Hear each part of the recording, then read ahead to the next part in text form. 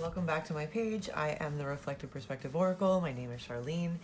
Today we're doing a pick a card reading surrounding what is it you need to let go of or release at this time, okay?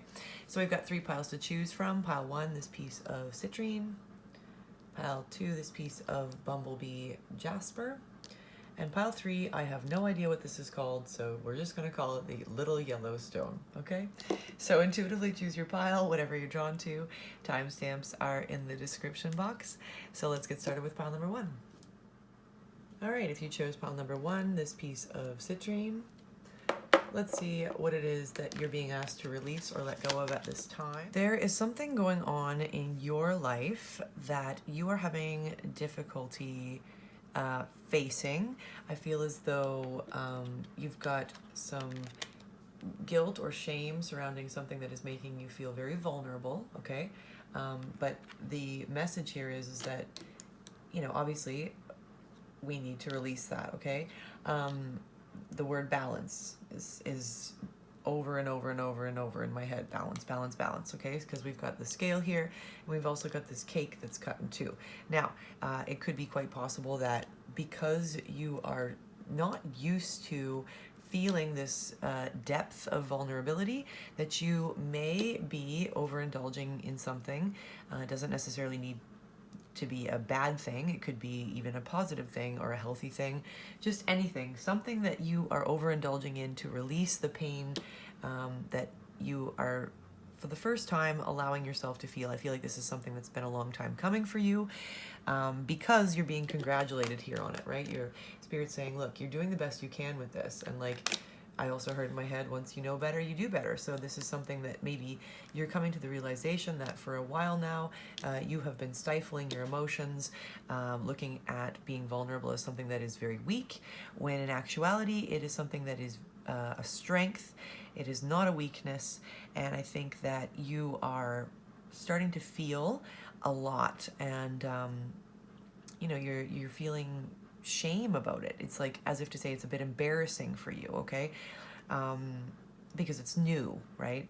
Feeling at the depth in which you're feeling, this is all very new to you. Now, this could be in any type of situation. Maybe this is a new feeling that's emerged within your relationships, or a mindset that you have, or you know, even a job. Like there's something going on where you are feeling like you're just feeling way more than you've ever felt before.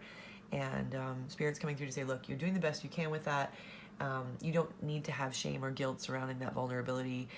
Please try not to band-aid the situation by covering it up with overindulging in something, okay? And then, of course, we have that's what's up. So that is, in fact, what is up for you, pile 1.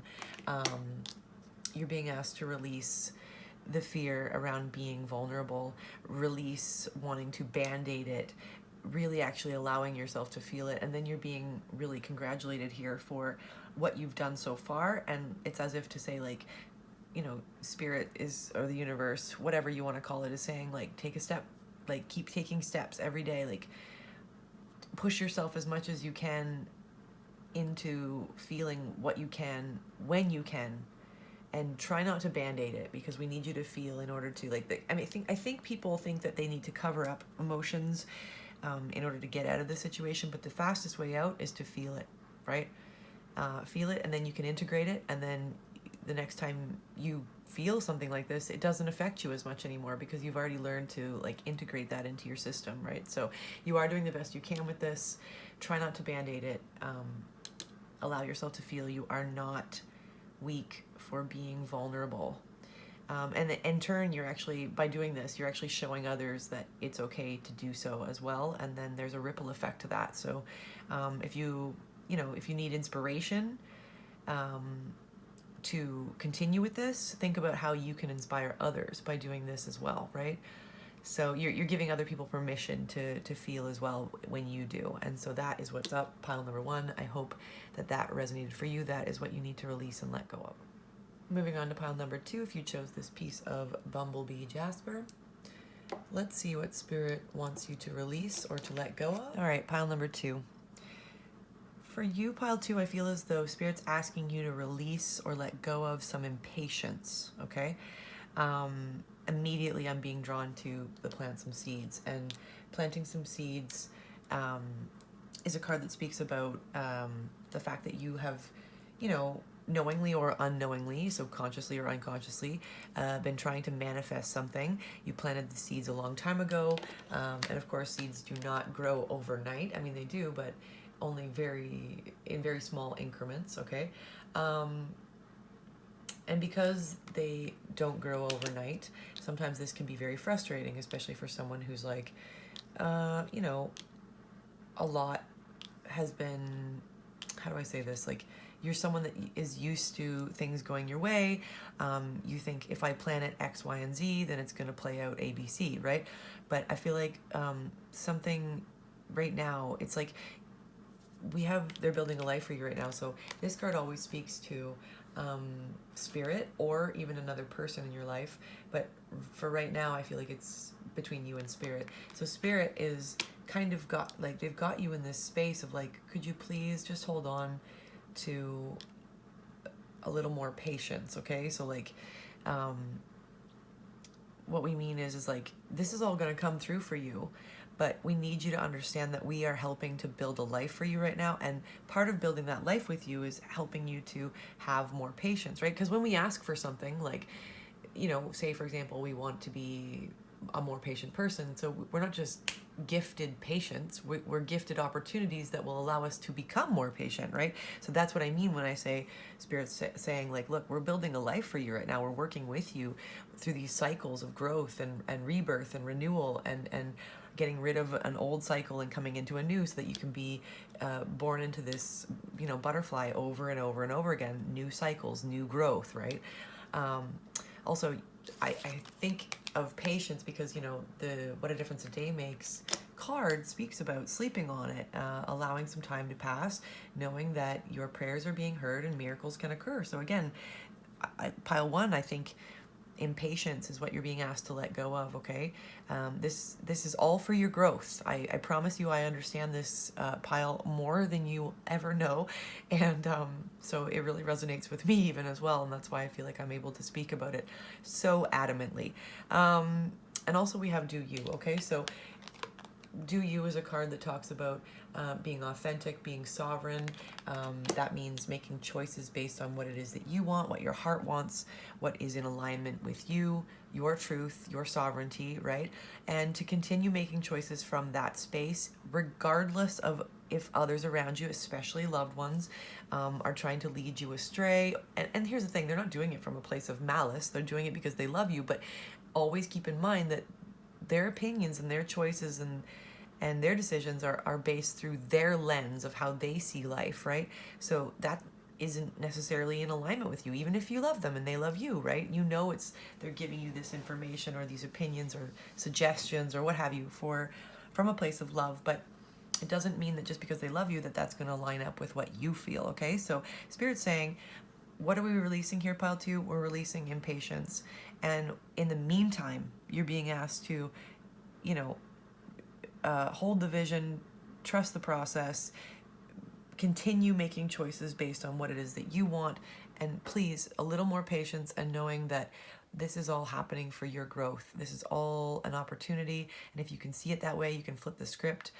This is going to be a lot more comfortable for you rather than uncomfortable, because we don't plant seeds and check our garden the next day for a bunch of carrots, you know what I'm saying? So I hope that resonated with you, pile number two.